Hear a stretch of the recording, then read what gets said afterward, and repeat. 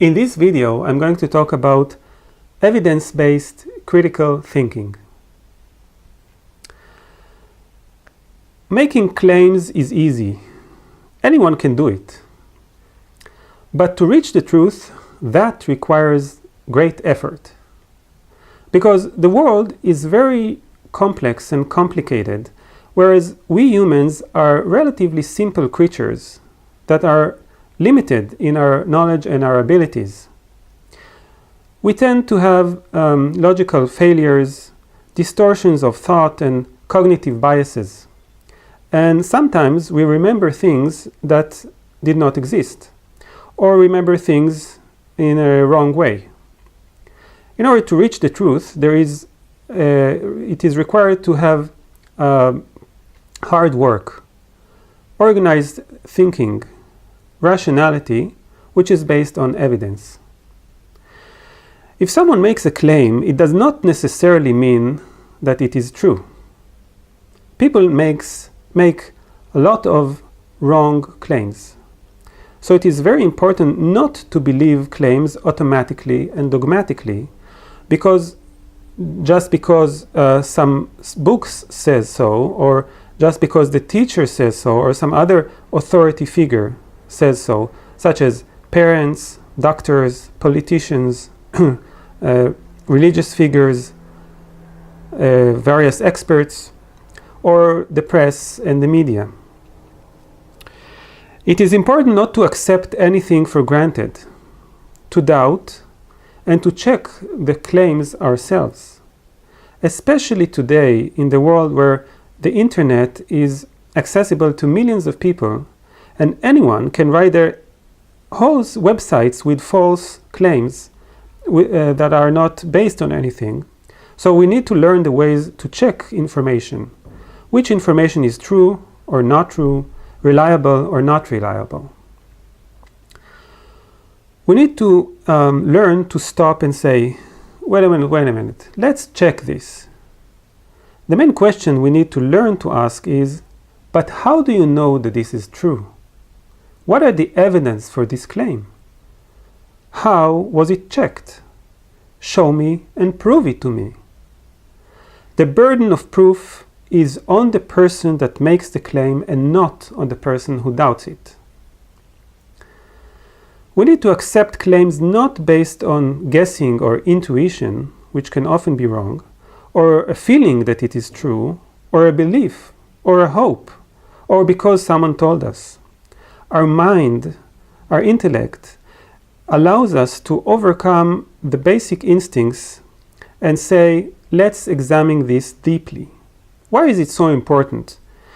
Because if we have a more precise description of reality and how it works, we can succeed in doing things, such as creating useful and advanced technologies, succeeding in business, having success in creating and maintaining social contacts, good social contacts, curing disease and illness.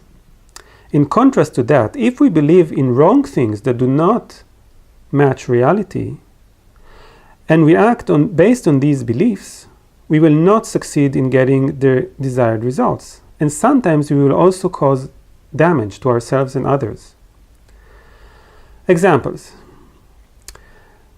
When during the Middle Ages in Europe they had plagues, they did not understand the reason for the plagues. They did not know about bacteria and viruses.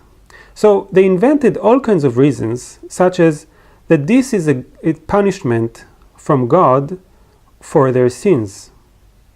Based on these explanations, they invented methods that were supposed to solve the plagues, such as hitting themselves on the city square in order to atone for their sins. But this action only caused damage to the skin and wounds, which only made them get infected more in the disease and continue to spread it. You think this only happened in the past? Unfortunately, this is very common today as well. Suppose someone takes some medicine, alleged medicine, and 1 day later feels better. Does that prove that the medicine made him feel better? Maybe he would have felt better anyway, even without the medicine. If someone tells you, listen to me, I went there and within 24 hours I felt better, should we infer from that that the treatment really works? No, because that might be just a coincidence. We have a common error in our thinking, which is if something A happened and immediately after this something B happened, we tend to jump to the conclusion that A caused B, and that in the future also A will cause B. But that is a hasty jumping into conclusions. We need to examine the causal link between the two things in a much more systematic and encompassing way, and not rely on one-time example like that.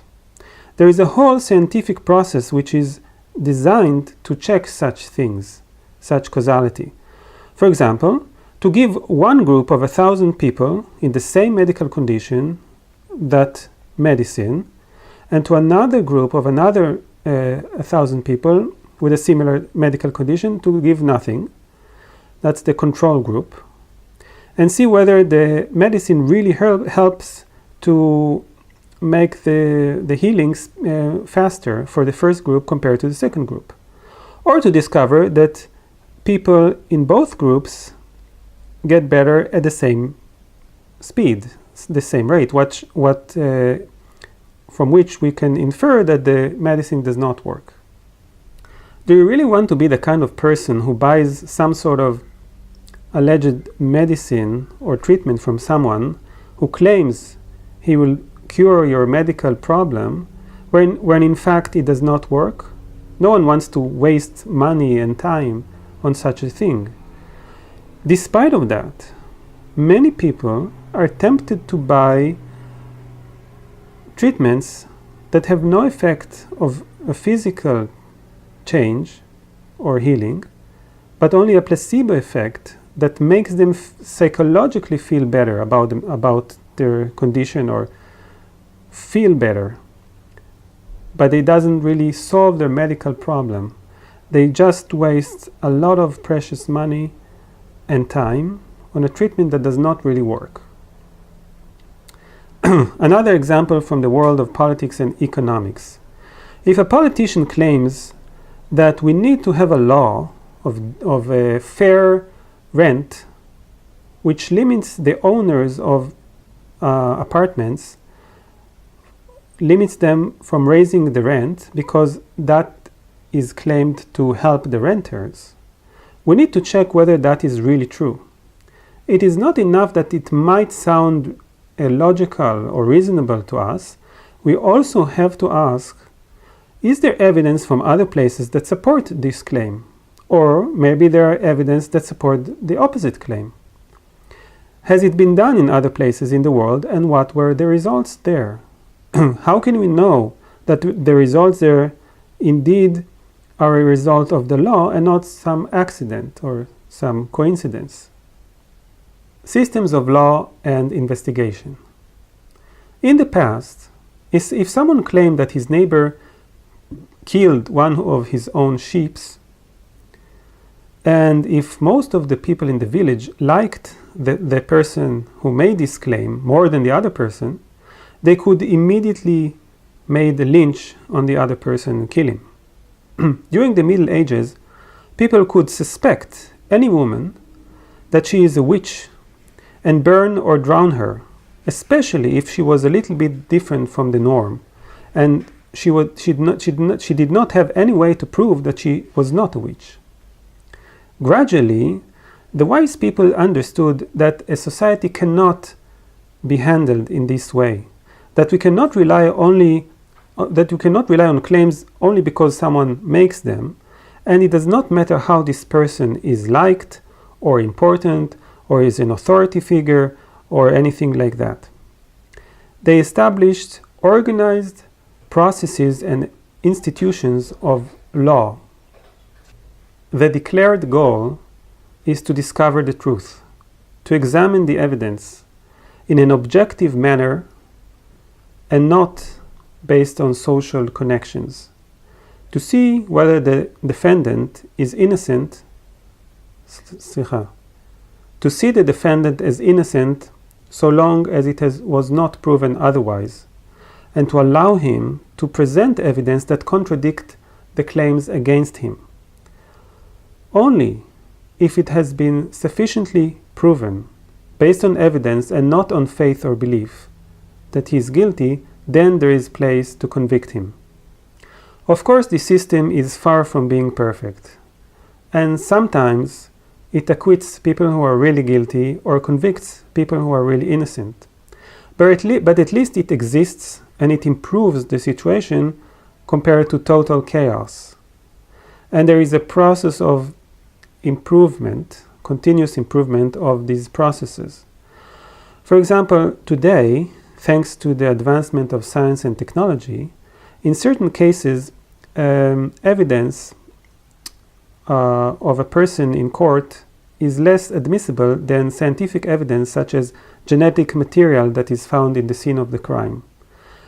This helps us getting closer to a correct viewing of reality. We are striving towards objectivity, to collect as much information as possible and not being biased from non-relevant ideas and personal interests or social or psychological or economical interests, and to examine the matters in the most rational and reasonable way possible. This exists also in large organizations where there is the role of the state controller or the reviewer of the organization. The job of this person is to check the way that the organization functions in light of the organization's goals and procedures. Do we follow this procedure, and where do we go beyond them or violate them? And this in order to improve the functioning of the organization. And above the internal review section of the organization, we need also an external committee of review, and also regulations and laws, and also a court and a state controller, and also transparency that allows the public eye of the media and the public to look at everything, so that everyone could examine the evidence and give their opinion about injustice or wrongdoing. Education for critical thinking. Skills of critical thinking and rational thinking and examining ideas and evidence is not something that is natural for us. These are skills that need to be taught, developed, and exercised. So it is very important to instill these values in education for kids from a young age. To educate for independent and critical thinking, to teach how to check information, how not to believe automatically to authority. And this is in contrast to what is accepted today when parents and teachers teach the kids to be obedient to them. And also, we need to teach skills of creative thinking. It's also important not to teach only a bunch or a collection of facts that kids are supposed to accept only because the teacher says so, but to teach the way in which these facts were discovered. When people discovered that a certain claim is true, there were other people that opposed this claim. So the person who made the claim wanted to prove to them that it is in fact true. And this is what is important to teach, how they proved that it is true. This teaches about how to treat claims and information, what can be considered as fact and what is only a claim that has not been proven or in fact was disproved. This principle is relevant also for gossip. When kids in school spread a rumor about a certain kid, a kid who hears such a rumor a child who hears such a rumor needs to stop and ask himself, wait a minute, is this really true?